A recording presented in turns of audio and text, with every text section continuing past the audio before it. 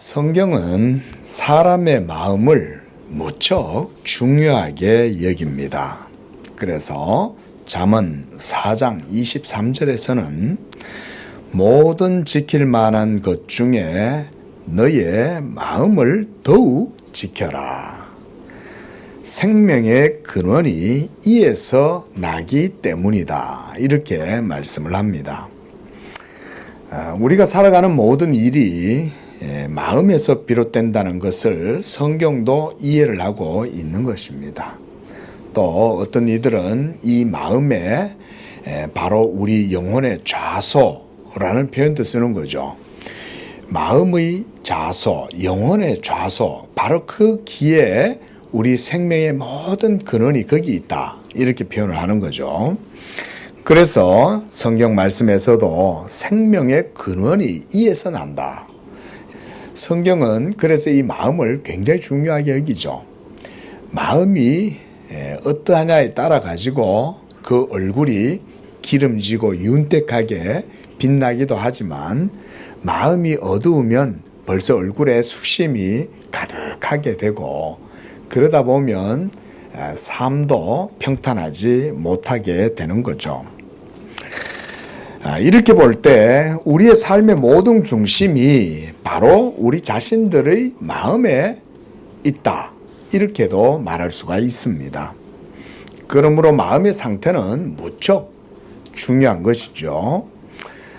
사람의 마음이 무너지면 그 사람의 모든 삶도 무너져 버리는 것처럼 한 사람의 마음 속에 무엇을 담고 있느냐, 또 그의 마음 속에 어떤 생각이 일어나고 있느냐라고 하는 것이 곧 그의 인생의 자화상, 또 그의 마음의 생각을 따라서 한 사람의 모습과 또 그 삶의 결과까지도 낳게 되는 것입니다.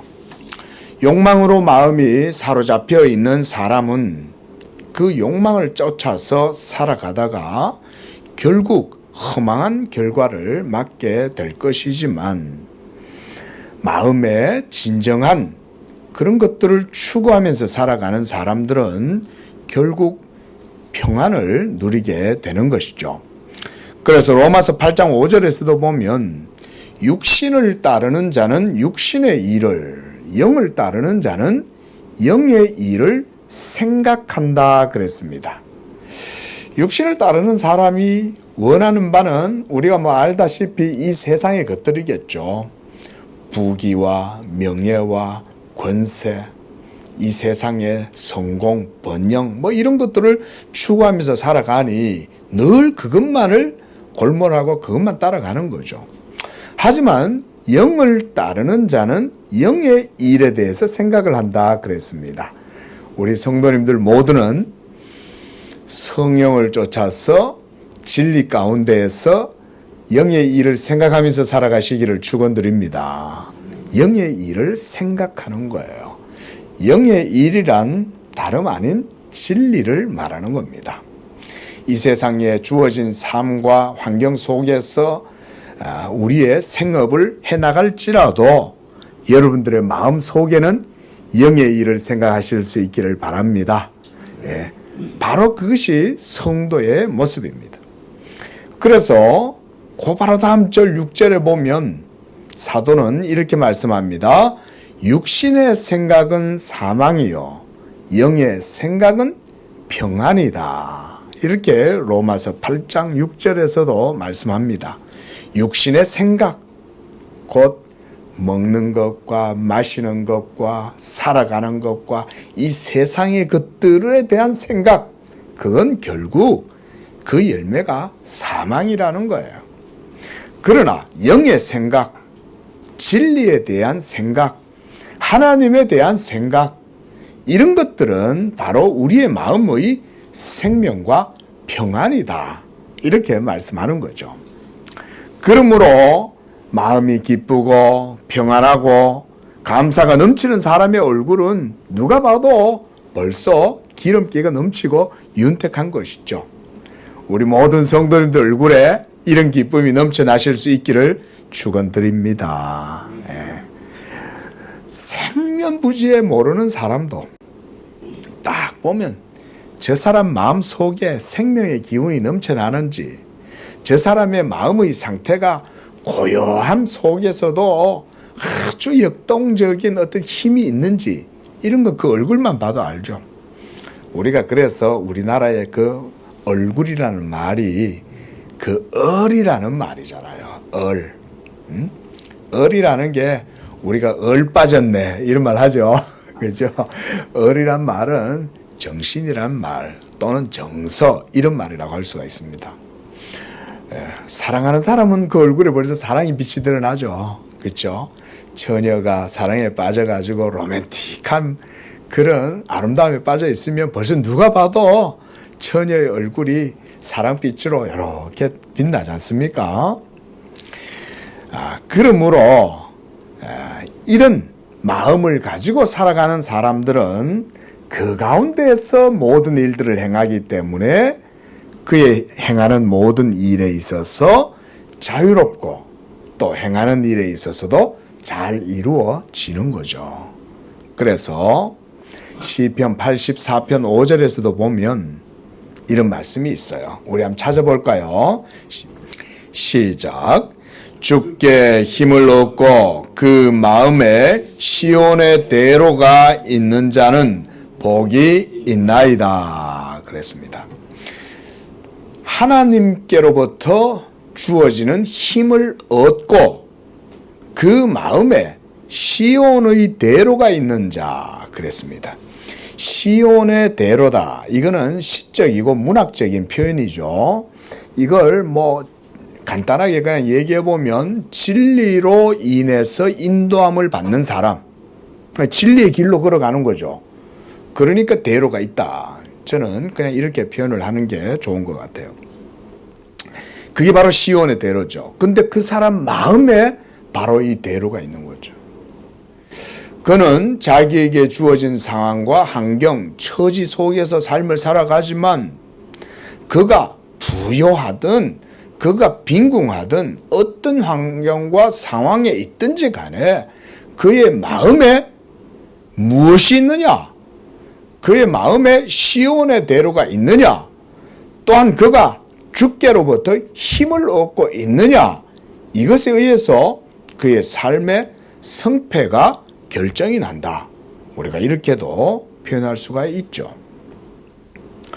마음에 무엇을 담고 있느냐?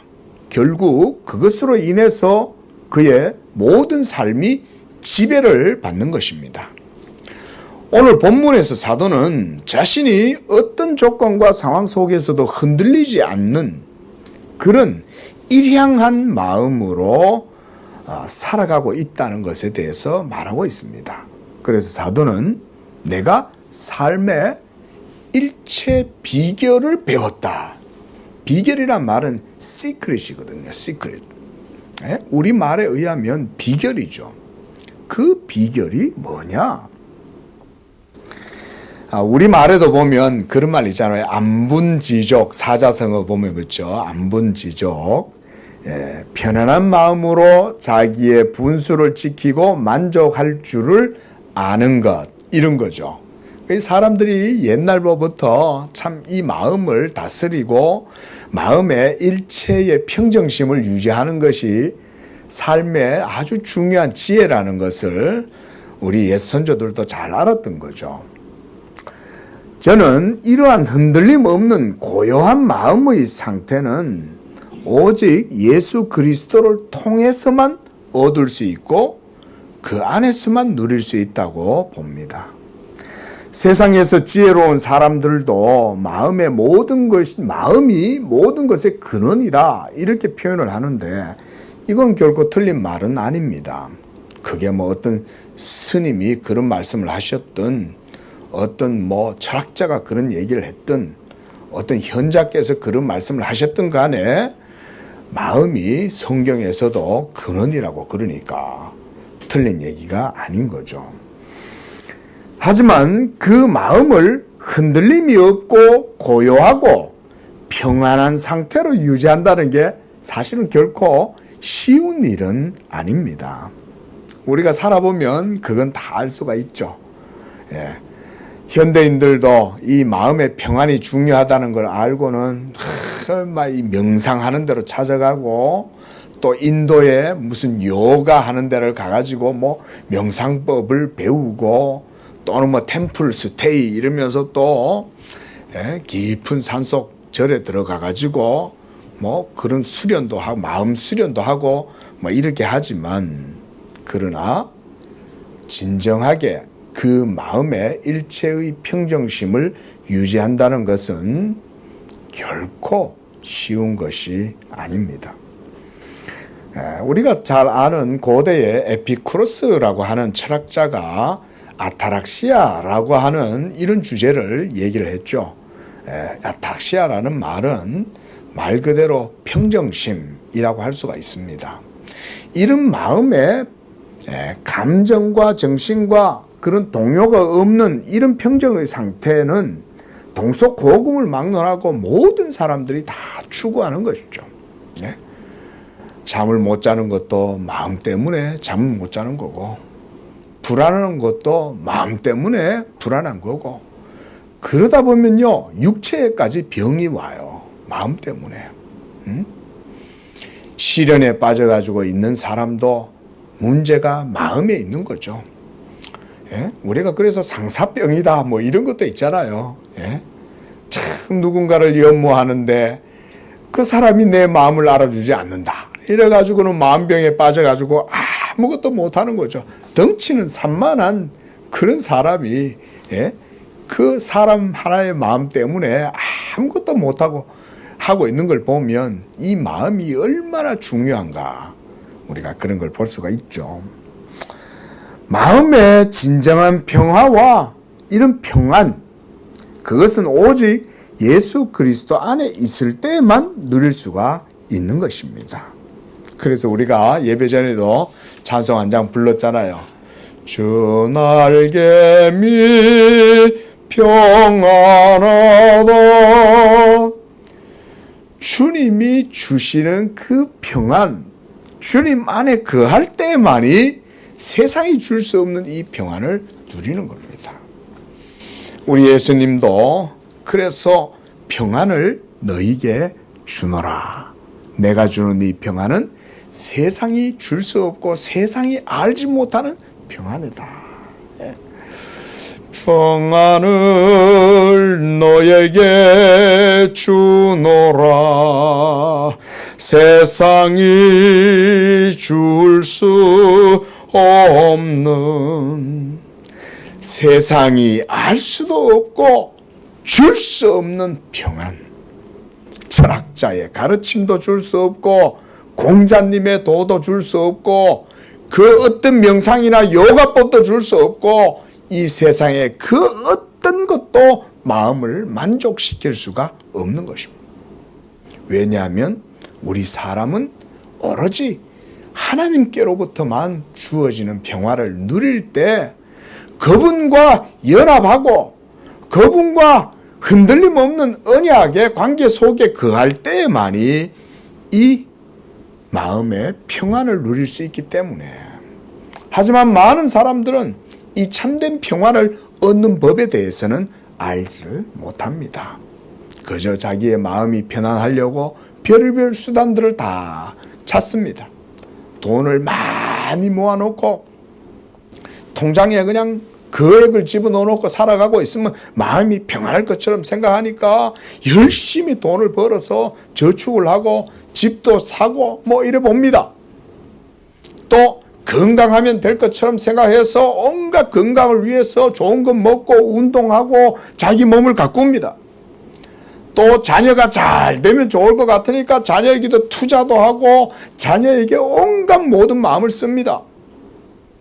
그 이외에 여러 많은 일들을 위해서 평안을 누리려고 애를 쓰지만 그 모든 것들은 사실은 뜬구름 잡는 것과 같은 것이 우리 인생의 모습입니다.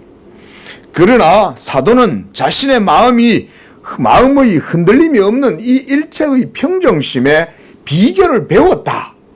그가 이렇게 말씀을 하고 있습니다. 그래서 오늘 12절 하반절 말씀을 보니까 풍부와 궁핍해도 처할 줄 아는 일체의 비결을 배웠다라고 이렇게 말씀을 합니다. 그렇다면 사도는 이런 마음의 평안을 어떻게 누릴 수 있었고 그것을 그가 어떻게 배웠을까요? 그것은 그가 오직 예수 그리스도의 은혜를 의지하는 그 믿음의 법을 배웠기 때문입니다. 우리 한번 따라하겠습니다. 믿음의 법. 믿음의 법이라는 것이 무엇일까요?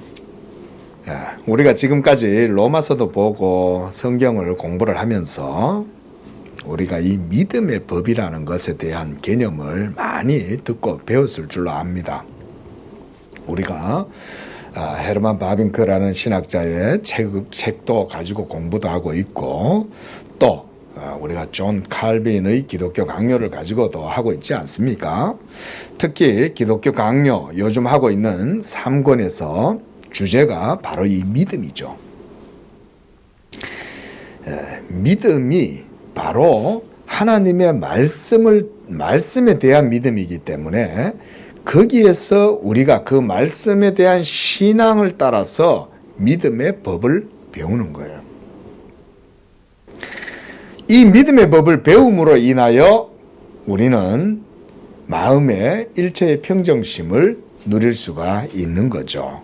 그래서 우리가 오늘 본문을 통해서 저는 우리 성도님들이 바로 이 사도가 누리고 배웠다고 하는 마음의 일체의 비결, 삶의 일체의 비결, 이게 도대체 뭐냐라는 것을 본문을 통해서 우리가 깊이 숙고하고 또 그것을 따라서 우리도 그렇게 살아가고자 하는 것입니다.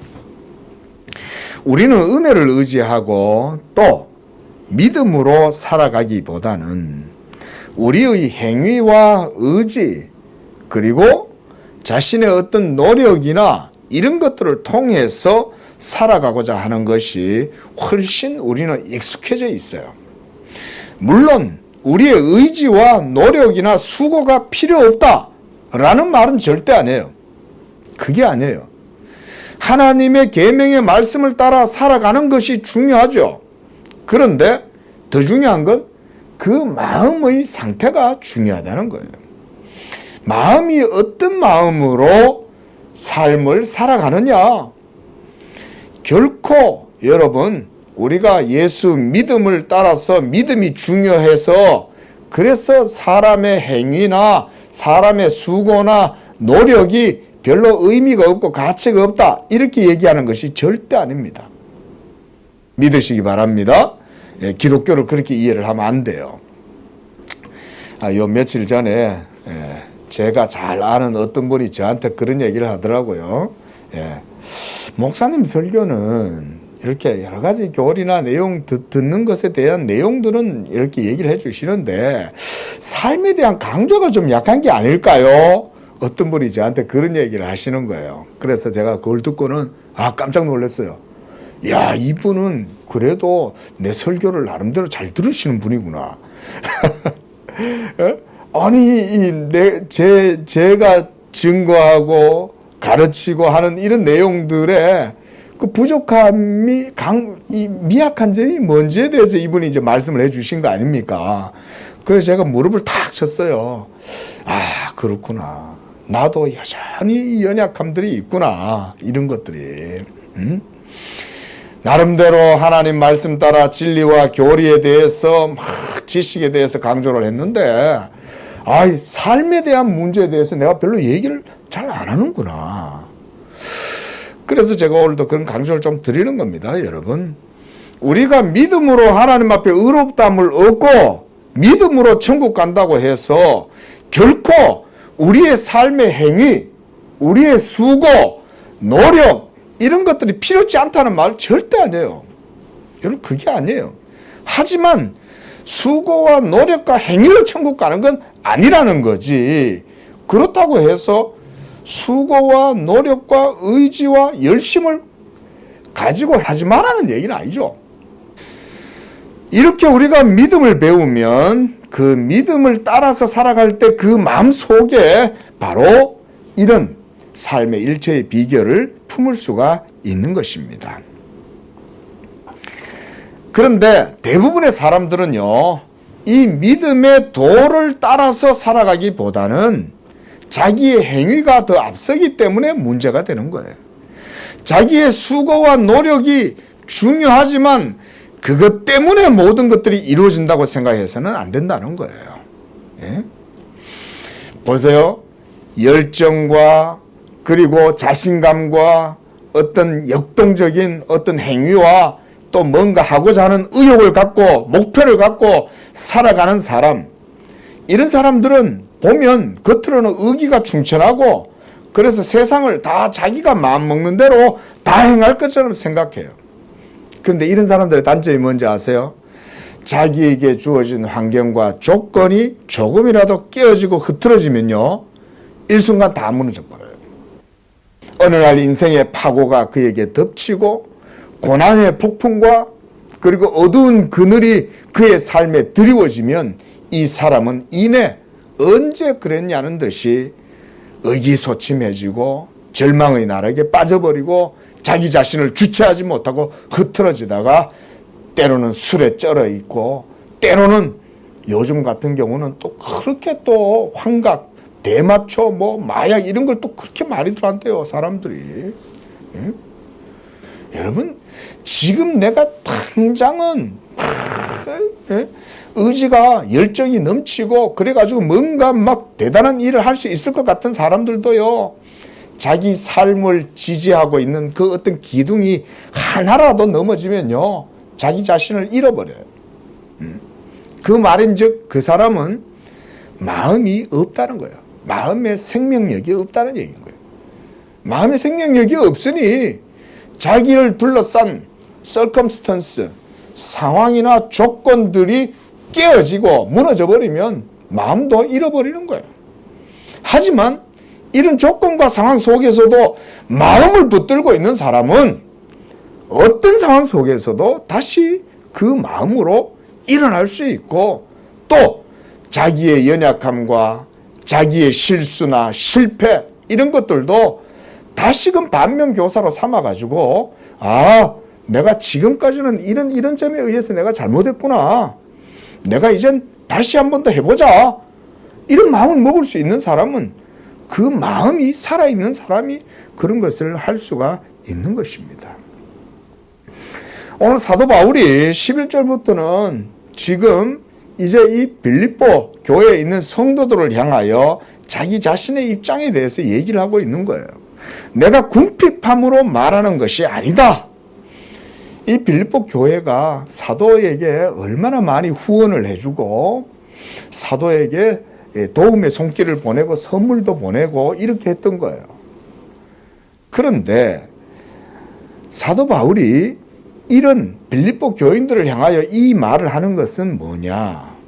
바로 진정한 하나님의 복음의 그 도를 따라서 살아가는 게 중요하다는 사실을 그들에게도 전하고 있는 거예요.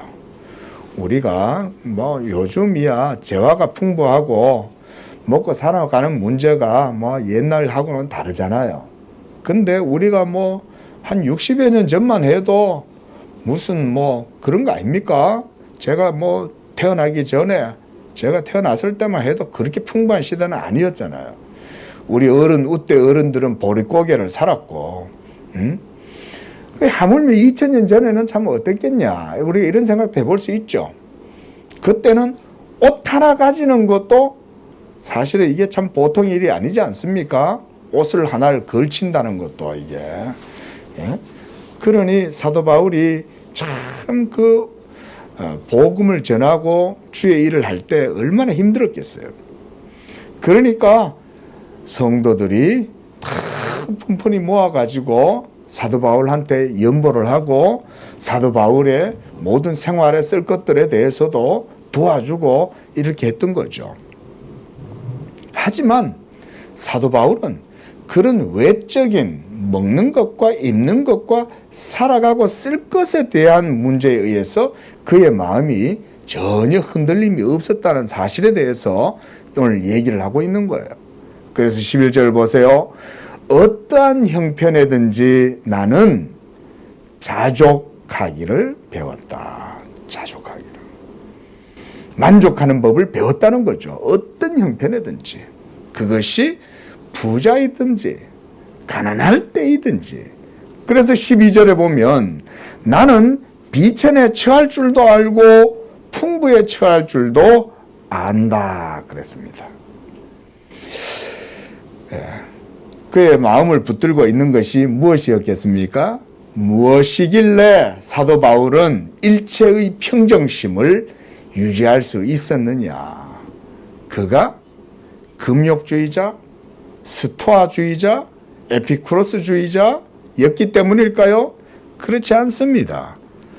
사도 바울은 이 예수 그리스도 복음의 은혜를 알고 그 안에서 살아가는 믿음의 법, 이것을 배웠기 때문에 일체의 비결을 그가 배웠다라고 말을 하고 있는 것입니다.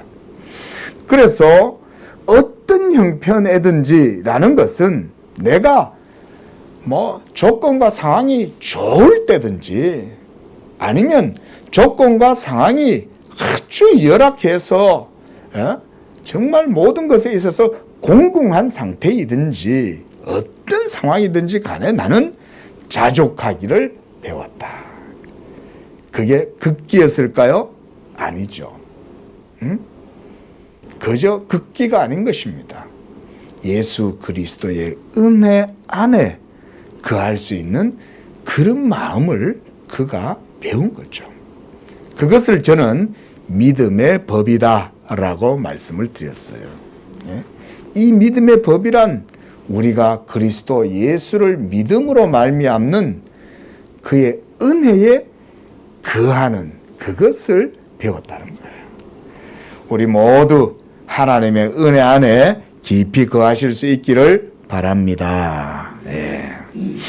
저는 이것을 묵상하면서 우리 성도님들께 가장 중요한 교훈을 하나를 생각을 했어요. 그건 바로 뭐냐면 사도 바울이 어찌하여 이것을 배울 수 있었느냐 하는 것입니다. 저는 여기서 사도 바울이 율법을 이기고 그 율법을 이기는 하나님의 은혜의 도, 곧 복음의 도를 그가 깊이 배웠기 때문에 그 어떤 것 속에서도 그는 능히 감당할 수 있었다라고 이렇게 봅니다.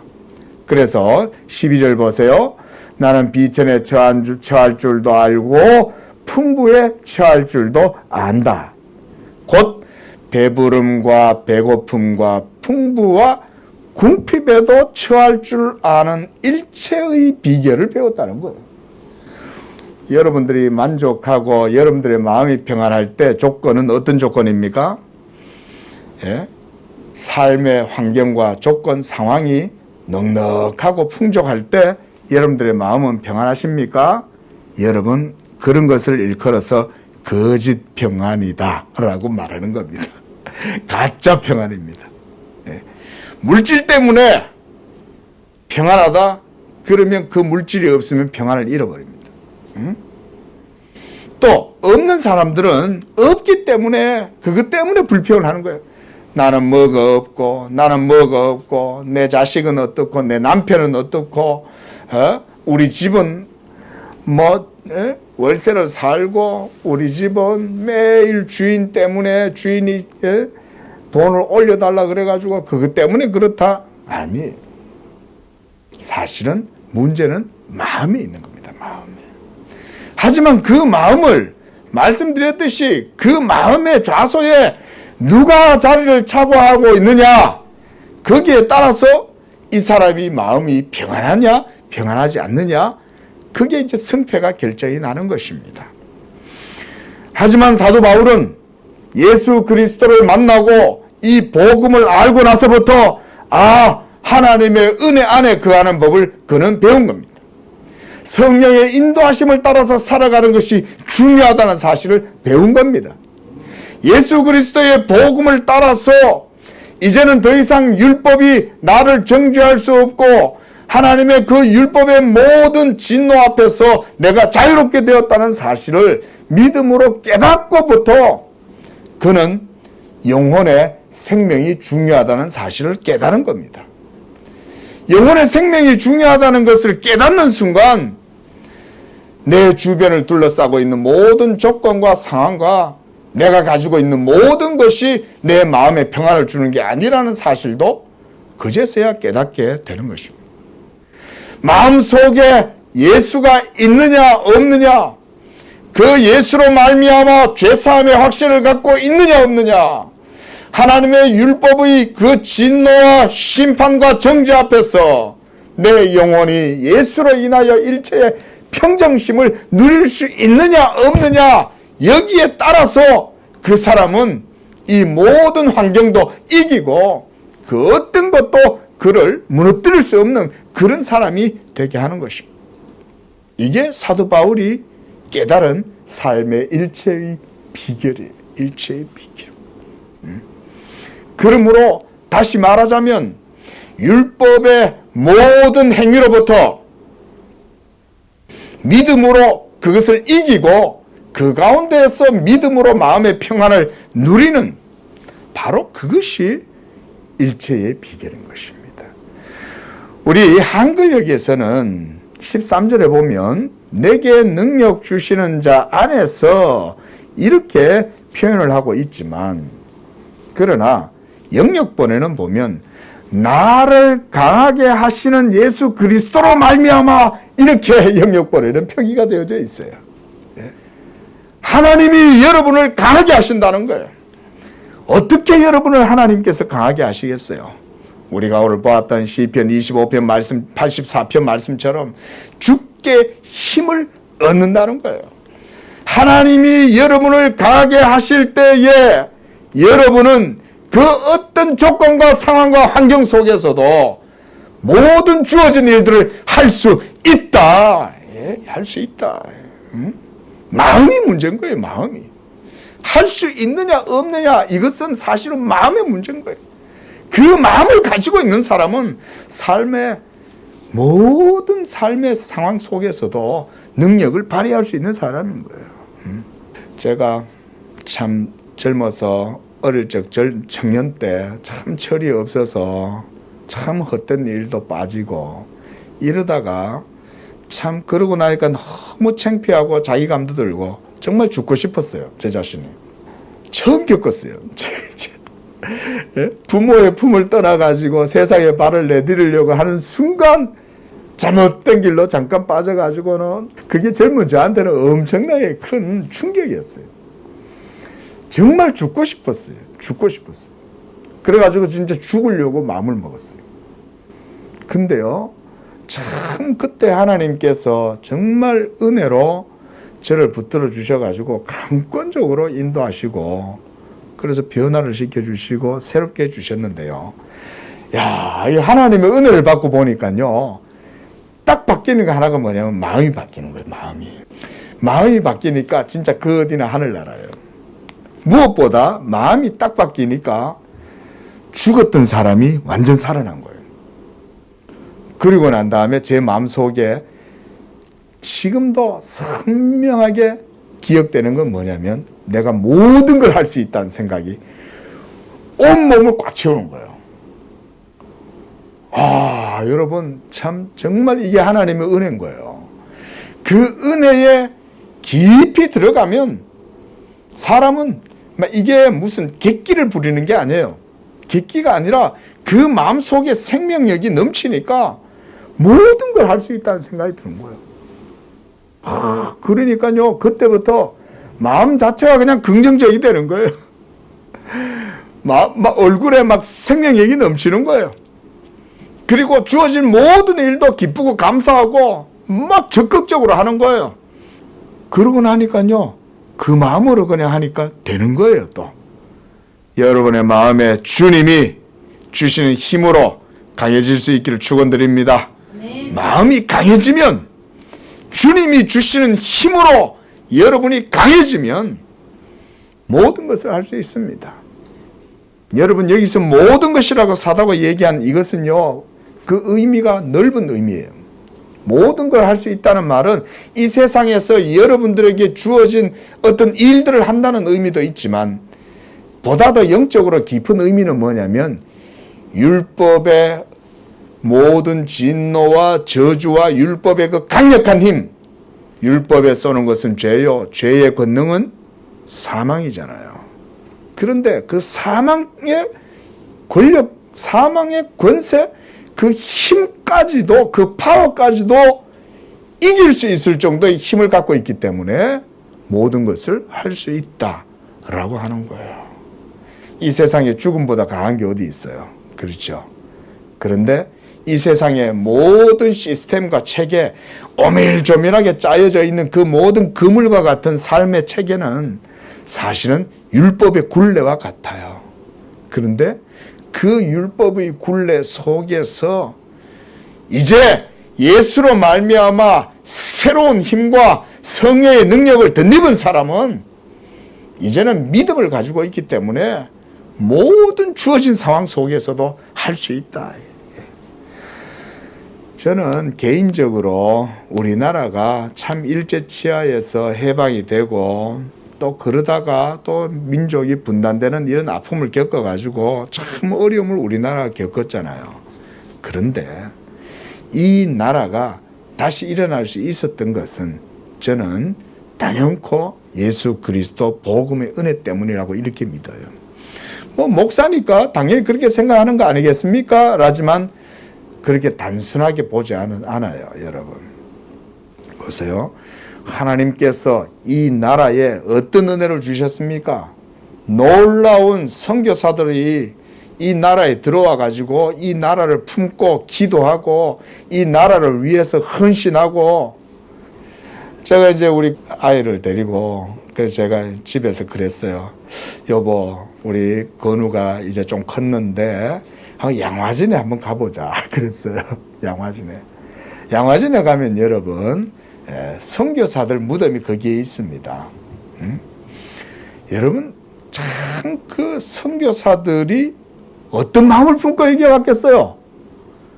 아니 그들이 이 동양에 정말 한 귀퉁이에 있는 토끼 꼬리 같은 이런 나라, 우리는 뭐 호랑이라고 그러지만 사실은 이게 큰 지도를 놓고 보면 토끼 꼬리 같잖아요.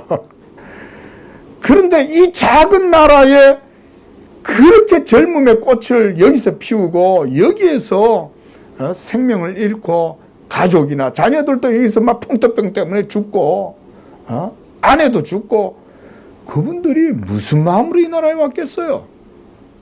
하나님이 그들에게 그 마음, 조선을 품을 수 있는 마음을 안 주셨다면 어떻게 선교사들이 꽃다운 나이에 의대를 졸업해가지고 미국 같은 데서 말이죠. 창창하게 그냥 삶이 전도 유망한 사람들 아니에요. 의대를 졸업해가. 그런 사람들이 여기에 와가지고 자신들의 삶을 바치냐 이거예요. 이 나라가 뭔데? 우리나라 사람들이 역사의식을 바르게 가져야 되는 거예요. 서구 열강의 틈바구니 안에서 이리 찢기고 저리 찢기고 해가지고요 엉망이 돼버릴 수 있는 거예요, 여러분. 여러분 저 팔레스타인 보십시오. 이스라엘이 뭐 돈을 많이 벌고 아무리 해도요 그 나라가 평안이 없는 거예요. 영국이나 프랑스가 그걸 갖다가 막 주변에 있는 나라들이 그 땅을 저들 마음대로 그냥 해가지고는 엉망으로 만들어 놔버린 거 아니에요. 우리나라도 충분히 그럴 수 있었습니다. 여기에 일본, 러시아, 중국 그 외에 뭐 미국 온갖 나라들이 다 달려 들어가지고 이 한반도가 반도잖아요. 얼마나 입지적으로 대단한 나라입니까? 그러니까 아무것도 모르고 그냥 순진에 빠져 있는 이 나라에 서로 잡아먹으려고 그럴 때 만약에 그때 여러분 이 나라가 바르게 서지 않았으면요 어떻게 됐겠어요 이 나라가. 저는 역사를 그렇게 저는 역사학자는 아니어도요 그냥 단순하게 그렇게 봅니다. 그리고 하나님이 이 땅에 성령을 부어주셔가지고 평양 대부흥 운동이 일어나서 여러분 정말 온 나라 땅끝까지 복음이 전파됐잖아요. 여러분 하나님께서 저는 이 한반도에 특별한 은혜를 주셨다고 믿어요. 정말로. 그리고 그 복음의 정신으로 우리는 일제치하에서 견뎠고, 그리고 전쟁 이후에 남북이 분단되었어도 이 나라가 예수 믿음으로 부강해진 거 아니에요? 아기를 들쳐업고 우리의 어머니들이, 할머니들이 그 차가운 마룻바닥에서 방석도 없는 데서 무릎을 꿇고 나라를 위해서 기도하고, 그 믿음 가운데 이 나라가 선 거예요. 그 믿음 가운데. 이게 목사가 보는 우리나라 역사에 대한 인식이에요. 예. 물론 독립운동을 했던 사람들도 아주 큰 일을 하셨지만, 그러나 하나님이 결국 풀어주신 거 아니에요? 메가더가 와가지고 인천에서 한 방 때릴 때 그게 단순하게 이루어진 게 아니에요. 예? 그 뒤에 비하인드 스토리는 정말 하나님의 전적인 역사가 아니면 일어날 수 없는 일들이 일어나게 된 거예요. 그런 걸 바라보는 거예요, 우리는. 근데 그 속에 하나님이 무엇으로 역사하셨냐? 이 한국의 연약한 백성들에게 믿음을 주신 거예요. 믿음을. 할렐루야! 믿음을 줘가지고 그 속에서 이기게 하고 견디게 하고, 예수 그리스도를 믿음으로 일어나자! 사실은 이 나라를 세운 건 다른 게 아니라 하나님의 은총이요, 믿음의 역사인 거예요. 목사로서 저는 그렇게 보는 겁니다. 물론 그 속에서 우리 어른들이, 선대들이 참 독일에 독일에 가고 베트남에 가가지고 그냥 몸 팔아가지고 돈 벌어 온 거 아니에요. 그쵸? 참 그런, 어릴 적에 참 그런 얘기 많이 듣잖아요. 파독 광부들, 파독 간호사들, 이런 분들 이야기를 들으면 아직도 저도 어릴 적엔 그런 얘기를 듣고 자라가지고 안 잊혀지죠. 지금도 저 남해 어디에 가면 독일 마을이 있다고 그러대요. 그 독일에서 이제 살다가 오신 분들이 모여서 그래 사신다고 그러는데, 언제 한번 여행도 한번 그쪽 한번 가보고 싶어요. 참 그런 분들이 있었는데, 그런 분들이 그렇게 가가지고 하는 곳곳마다, 한국 사람들이 가는 곳마다 뭐가 세워지냐? 교회가 세워진대잖아요, 교회가. 예? 지금도 예수 안 믿는 아이들도 외국 나가서 유학 갔다 오면 교회를 들어간대요. 왜냐하면 그때 당시에 전 세계로 흩어져, 먹고 살려고 흩어졌던 한국 사람들이 곳곳에 가가지고 교회를 세워가지고, 예. 자, 예. 요 며칠 전에 미국에서 편지가 왔어요. 이메일이 온 게 아니고. 예. 그래, 스탬프가 외국 주소니까, 외국 우표가 붙어가지고 이렇게 와 있으니까, 참, 제가 외국에서 편지 받아본 건 처음이 아닌가 싶습니다. 외국에서 누가 뭐 저한테 편지를 보내겠어요. 근데 요새 뭐 이메일도 있고, 우리 교회 뭐 치면 인터넷 다 나오는데 도대체 누가 나한테 이걸 보냈나. 그래가지고는 봤더니, 우리 몇 달 전에 우리 교회 오셨던 그 세 자매분 아시죠? 그 권사님들. 그분이 이제 크리스마스 카드를 보내신 거예요. 근데 크리스마스 카드를 그냥 인터넷으로 그냥 이렇게 카톡으로 이렇게 한 번씩 저한테 이렇게 늘 좋은 글도 보내주시고 이렇게 하시거든요. 근데 그분이 보내신 거예요. 빨간 이런 크리스마스 카드에. 그래서 봤더니 그분인 거예요. 여기 보세요. 그분들이 우리가 여기 왔을 때, 그죠? 그분들이 제가 알기로 60년대 그때 제가 아직 태어나지도 않을 때 그냥 미국에 건너가신 거예요. 그분들이. 예? 근데 그분들이 참 그 미국 가가지고 신앙생활들을 그렇게 그냥 열정적으로 하시잖아요. 지금도 선교지에 가가지고 아울리치 가서 그곳에 봉사하고 오시고 이런다고 그러시더라고요. 그래서 우리 양재교회 생각나실 때마다 기도해 주시라고. 그래서 제가 카톡으로 인사를 드렸어요. 어째 이렇게 손으로 미국에서 그냥 물 건너온 편지를 받으니까 제가 감회가 그냥 새롭습니다. 그래서 요새 누가 뭐 편지를 받아요, 그죠? 예. 그렇게 외국에 나가 있는 우리 동포들, 우리 선대분들이 참 정말 우리나라 자주 독립을 위해서 돈을 모아가지고 보내고 참 그랬잖아요. 근데 이 한민족 사람들이 전 세계에 퍼져가가지고 곳곳마다 가갖고 하는 게 뭐냐? 교회를 세운다. 교회를. 어떻게 그들이 교회를 세울 수 있었을까요? 믿음의 표현이죠. 그죠? 그 믿음이 없었으면은 그들도 그거 가가지고는 교회하고 상관없이 그냥 사는 거예요. 하지만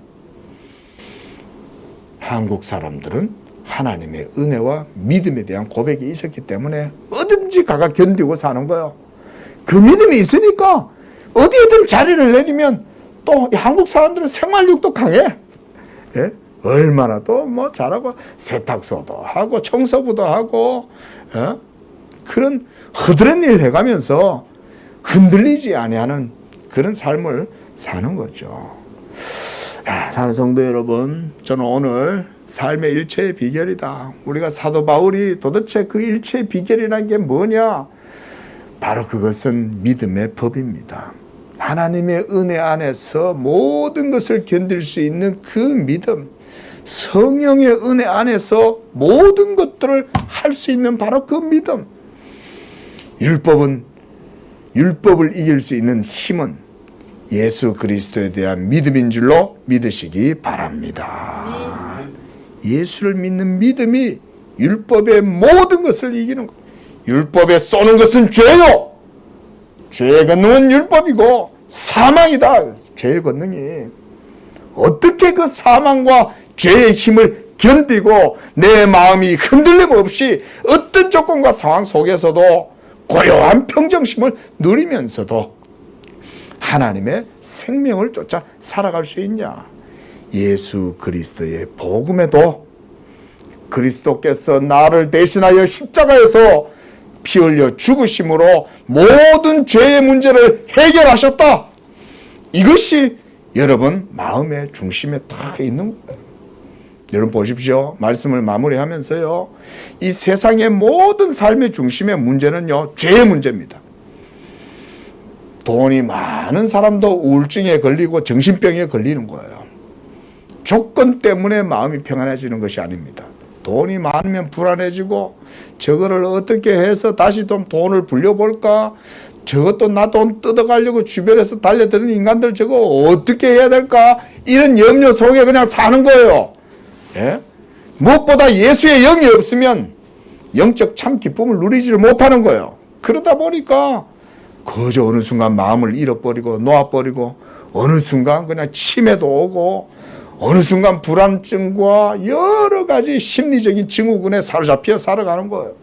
하지만 그리스도 예수 안에 있는 사람은 그 모든 것들을 믿음으로 이기는 거예요. 심지어 죽음의 두려움조차도 거뜬히 이기는 거예요. 우리가 그런 얘기 있잖아요. 죽기 아니면 까부러치기다. 죽기보다 더 하겠냐. 일사각오의 정신을 가지고 하는 사람들은 보면 자신감 있게 잘 하잖아요. 하지만 우리는 그런 극기가 아니죠. 객기가 아니잖아요. 우리는 예수 그리스도를 믿는 사람들은 죽음의 문제, 율법에 쏘는 정죄의 문제, 이런 모든 것에서 복음의 자유를 가지고 있는 거예요.